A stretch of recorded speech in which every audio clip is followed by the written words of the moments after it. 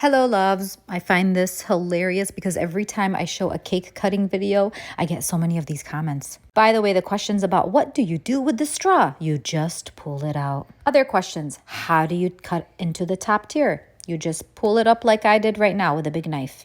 Take off all the unedible objects. Now, so many people are used to the triangle cutting method, and this is why when they see this, they are like, oh no, this is not how you do it. But let me tell you why this is the best way. This gets more servings per cake. This is a 5-inch cake, people. It is a small cake. I know it looks big on camera, but it is a small cake. If you cut it this way, you're gonna get yourself at least 9 servings. Let me address some concerns. Ready? Bro, if you're getting the end piece, that's a lot of cream. Then pick a middle piece. Bro, if you're picking a middle piece, then you hardly get any cream. Then pick an end piece. Bro, I don't like fondant. Then just peel the fondant off. Bro, those slices are too small. You can get seconds since the person is cutting it this way. Bro, the slices are too big. Then just don't eat it all. Bro, that cake looks so dry. Your face is dry.